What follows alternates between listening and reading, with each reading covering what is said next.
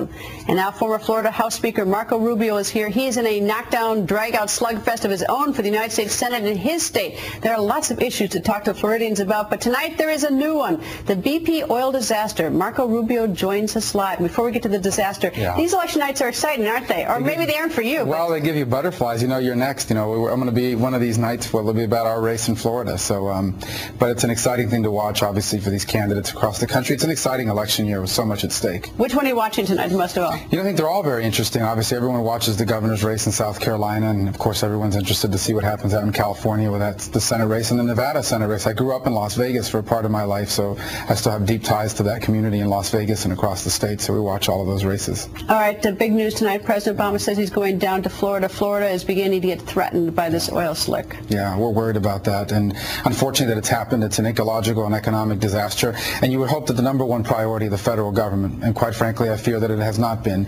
is to stop this as soon as possible and work with those that can help it to stop. And the second priority has got to be to find out why this happened so that it never ever happens again.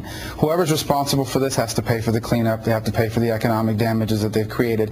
But the most important thing is we need to figure out why this happened, because there's offshore drilling going on now and it's going to continue to go on, and we have to make sure this never ever happens again. Well, it's pretty obvious who's responsible. It's one of three companies, Transocean, Halliburton, or BP, so that's a pretty easy one. What is it that the federal government is not doing that you would expect them to be doing? Well, I think if you watch any of the press conferences that have been held out of Louisiana by Governor Jindal, you know right away it's that bureaucracy he's had to work through and fight through to get his state kind of assistance they needed to help their marshes and protect their early on when there was an opportunity to do some of that. Just the frustration of dealing with a bureaucracy, with the disbursements, the chemicals that were used to disperse the oil, and the fight that they had with the EPA, and even the fights they've had with the Army Corps of Engineers. I mean, a tremendous amount of frustration by the state of Louisiana dealing with that. I hope Florida doesn't have the same problems, because unfortunately it looks like we're going to have some impact here soon. Well, it seems that the president's on the defense. He's taking a lot of the bait. He's getting a little sensitive. He's complaining about talking heads, even, you know, and he's trying to decide who it is that he needs to kick around or something like that. So he seems to be pretty much on the defensive.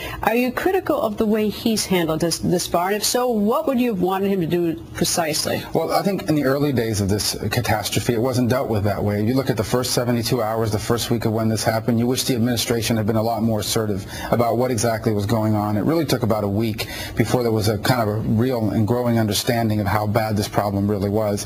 The second thing is just providing aid to the state of Louisiana and the kinds of things they asked for, whether it was dealing with a bureaucracy of the Army Corps of Engineers, whether it was dealing with, you know, some of the other issues they had to face in terms of just getting the materials that Louisiana was asking for that only the federal government could provide to help, you know, protect their marshes. You know, and Florida's an interesting state with this, because if Florida does get, I mean, Florida's now threatened. You haven't gotten it, but even the threat can deter a lot of people from going down and enjoying your beaches. If people don't go down and enjoy your beaches, they're not buying things, and you are not a state that has an income tax, but you have a state sales tax, which is how you generate a revenue. If people don't show up to use your beaches, now you don't have any revenue to run your government, and you're in deeper financial problem than you ever were, aside from even the ecological damage. That's no doubt. I mean, so now what? Well, obviously, you know, number one, you want to make sure that people have confidence that the state of Florida, and with the assistance of the federal government, is doing everything it can to protect its beaches. The second thing is that the information be accurate. The bottom line is that beaches in Florida have not largely been impacted by this. There's been some tar balls in northwest Florida. We hope that doesn't get worse, but by and large, almost every destination in Florida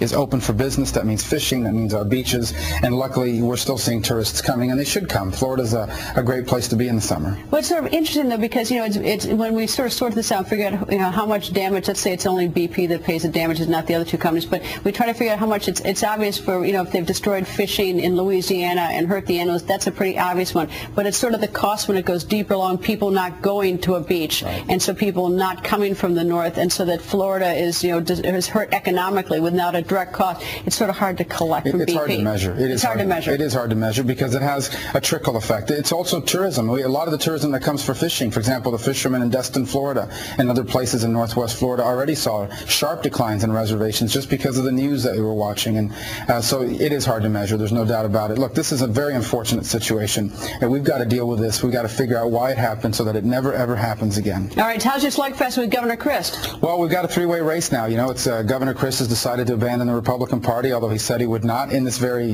studio just a few months ago. And we'll have a Democratic opponent. We don't know who that will be yet in a three-way race.